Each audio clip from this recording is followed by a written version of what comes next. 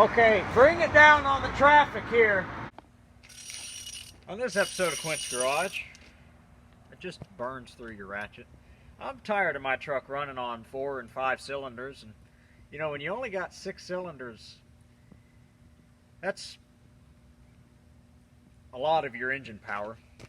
So I did the right thing and went to AutoZone's website and bought the most expensive plug anyone's ever heard of. They were like $9 a plug. That's fine. And AC Delco wires. Nope. I bought Duralast wires, most likely because they were the cheapest one available at the time. So that's good. Welcome to Quint's Garage. We're going to need some help.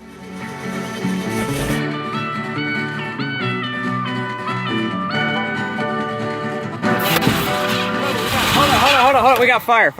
Well, I don't like bees either. So anyway, what we got here is I theft-proofed my truck and pulled every single ignition wire off the spark plug. So basically, all you're going to be doing here is. But I got my buddy Don here today, and how's it going? We're going to teach him a little bit about how to pull some sparkulators and read on them, you know, so you kind of know what's going on here. And Don is going to pull the first 3 spark plugs. So off camera, I'll kind of show him what to do, and then we'll get him on those. I'll pull the back 3, and then we'll put him in, and I'll also get you in on what we got. So, well, all right, let's see if he knows how to take off sparkulator. Oh, he's a natural. Shoot, I'm gonna go to McDonald's. Just let him do the work. I don't care. Go to McDonald's.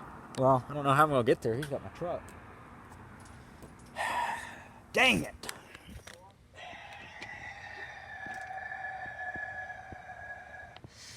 Yep, well, these are severely carbon fouled, which is interesting considering, well, that actually makes sense because it runs severely rich, but,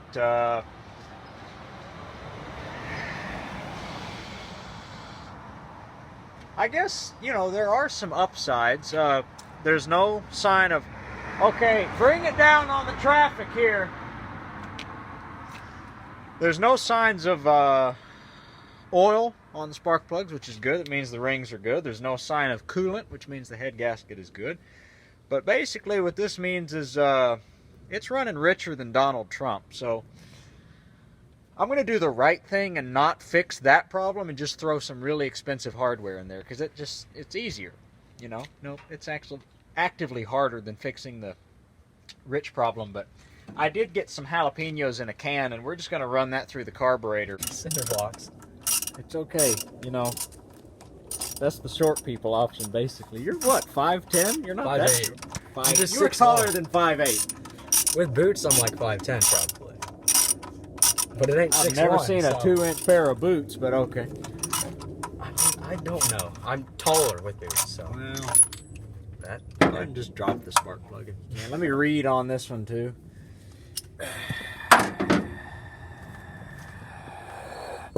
Yep, severely carbon fouled, so at least it's consistent. You know, that's French for the same. No, that's actively not French for the same. So basically on this one, it's got a whole bunch of oil. Luckily, it's not on the inside, but it's on the outside, which means that chrome valve cover's leaking. So I'm going to do the right thing and forget I saw any of that and say that that plug is fine too. But old Donnie boy over here is, I mean, he's full on working on this thing, you know, and I'm not going to fix the oil leak because it's not that I don't care. Actually, that's exactly it. I just don't care. And Don just experimented with the Ford guillotine option. Almost took his head off. Insert that picture here. Oh, yeah, that smells like. I got the Duralast, which is a byword for the cheapest ignition wires, otherwise known as plug wires. But here's the part where I spent the absolute most money, which is the first time I've ever done that. Nope, that's not true. Here's an old sparkulator. Here's a new sparkulator. Okay, see the difference? And this one's got 87 electrodes on there. And it's just, you know, let's first make sure it's the right thread pattern before I get too excited. It is. So I'm happy about that. I'm going to do the right thing, Don, and install the first spark plug, and then I'll let you do the other 5, because We saw how easy it was for you to do 6. All right, I'm going to get a game plan with Don. Not a gay plan. A game plan. That's for tomorrow. A game plan. A game plan. Yeah, just keep working. I'm just going to... So anyway, I did get new fuel line in the truck, and the horn on this one's just a tickle loud, ain't it? Especially when it's right here next to your ear balls. If you're going to the broken spoke, it ain't that bad anymore. These things are pretty daggone snazzy. Look at that. I mean, you know, it just looks like horsepower. That last one's gonna be pretty tough to get in. Well, that's why I let you do it. Hey, I've done it way yonder too many times. Oh yeah. Torque.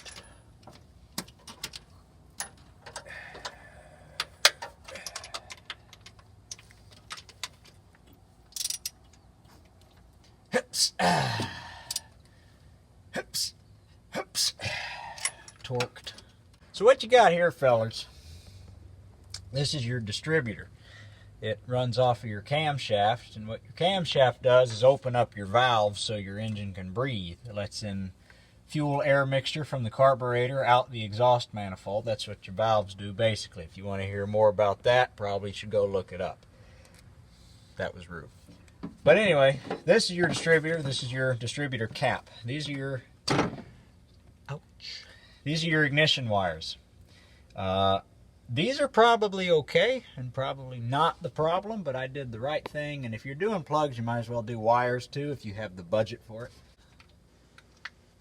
Oh yeah, it's gonna work great. So anyway, let's do one at a time. That way we ensure, I know the firing order, 1, 5, 3, 6, 2, 4. All right, so basically, we'll get you in here. There's a cinder block there. I'm not used to the short people stool. You're welcome. We got her buttoned up, new plug wires and plugs installed.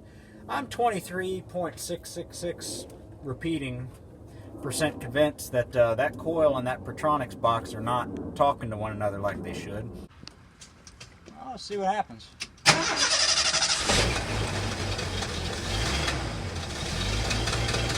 Needs a minute to warm up. The choke is still closed. It'll come out of it.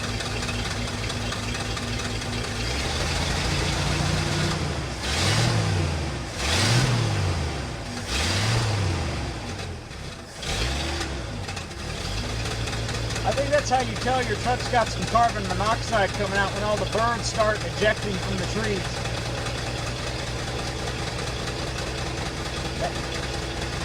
Woo!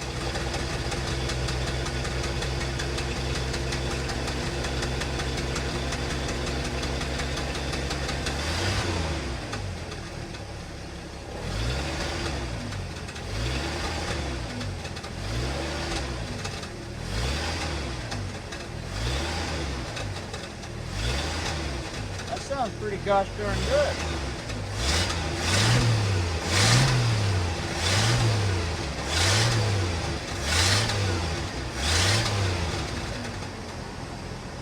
That sounds pretty good. I'm gonna take it around the block and see what happens.